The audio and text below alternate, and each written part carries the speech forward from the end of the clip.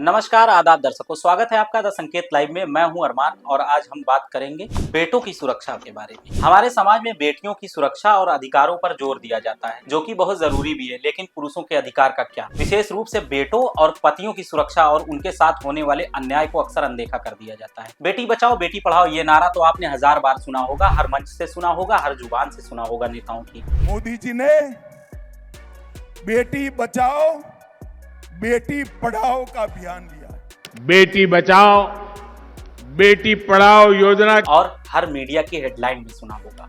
लेकिन अब भारत अमृतकाल के दौर में अब समय की आवश्यकता है। बेटा पढ़ाओ या ना पढ़ाओ, जरूरी है बेटा बचाओ। क्या कभी किसी ने बेटा बचाओ ये बात सोची है दोस्तों? आज बेटियां मजबूत हैं, आत्मनिर्भर हैं, कानून उनके साथ है। लेकिन बेटों के लिए कौन लड़ेगा? जब पत्नियां पतियों की हत्या कर देती हैं, जब झूठे केस में लड़के जेल में सड़ते रहते हैं, तब समाज कहां चुप हो जाता है। ये सिर्फ एक खबर नहीं है, ये हमारे समाज का कड़वा सच है। अब वक्त आ गया है, बेटियां बच गई, अब बेटों को बचाने की बारी है। राष्ट्रीय अपराध रिकॉर्ड ब्यूरो विशेष रूप से इस प्रकार के आंकड़े तो नहीं देता है, फिर भी मीडिया और विभिन्न रिपोर्ट से यह देखा गया है कि औसतन प्रति वर्ष 275 पत्नियों की हत्या उनकी पत्नियों द्वारा कर दी जाती है। यह आंकड़ा पत्रकारों की एक रिपोर्ट पर आधारित है, जो 2022 के समाचार लेखों से संकलित की गई थी।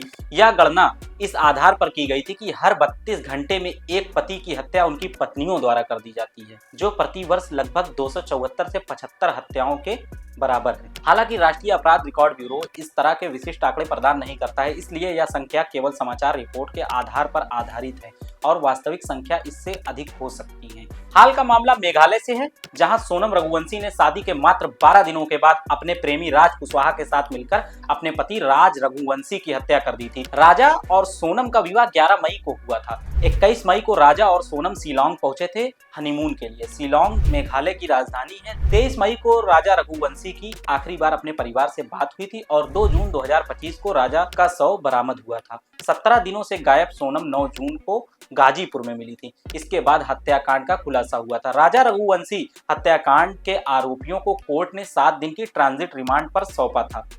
अब आगे देखिए क्या होता है। मेरठ का ड्रम मर्डर केस आप सबको याद होगा। मार्च 2025 में व्यापारिक नौसेना में काम करने वाले सौरभ राजपूत की हत्या उनकी पत्नी मुस्कान रस्तोगी और उनके प्रेमी साहिल शुक्ला ने की थी। दोस्तों आप सबको याद होगा। पुलिस के मुताबिक मुस्कान ने पति को मौत के घाट उतारा, उसके बाद शरीर के टुकड़े करके एक ड्रम में भरकर उसमें सीमेंट भर दिया था। मेरठ से नीले ड्रम वाले हत्याकांड के बाद सांप वाला मर्डर केस मेरठ से ही सामने आया था। इस मामले में पत्नी ने प्रेमी अमरदीप के साथ मिलकर अपने पति की गला घोटकर हत्या कर दी थी। इसके बाद हत्या को हादसा साबित करने के लिए पति के शव के पास एक सांप रख दिया था, ताकि ऐसा लगे कि सांप के काटने से उसकी मौत हुई है, ना कि गला दबाने से।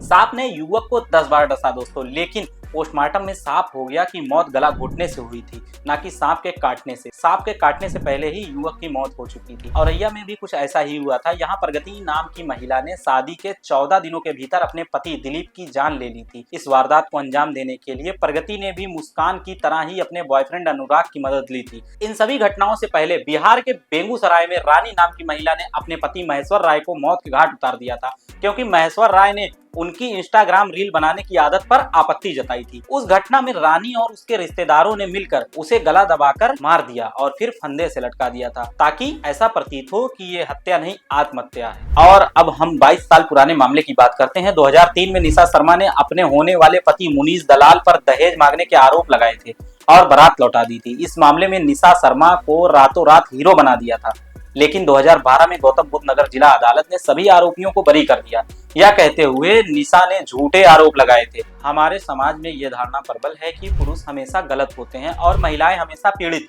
ये धारणा कानून में भी झलकती है, लेकिन पुरुषों के खिलाफ हिंसा के लिए कोई समान प्रावधान नहीं है। निशा शर्मा जैसे केस उदाहरण है कि कैसे झूठे आरोपों में पुरुषों को फंसाकर नुकसान पहुंचाया जा सकता है। स्वीकार करें कि पुरुष समाज भी पीड़ित हो सकता है। अब वक्त है, बेटियां तो बच गई हैं, अब बेटों को बचाने की बारी है। समाज को चाहिए कि पुरुष अधिकारों की बात करे। हमारा समाज ये मान चुका है कि पुरुष ही दोषी होता है, लेकिन नहीं, हर बार पुरुष दोषी नहीं होता है, क्योंकि इंसाफ का तराजू सिर्फ एक तरफ झुकता रहे तो वो इंसाफ नहीं अन्याय कहलाता है। आज के लिए इतना ही, मिलते हैं फिर अगले वीडियो में, तब तक के लिए धन्यवाद।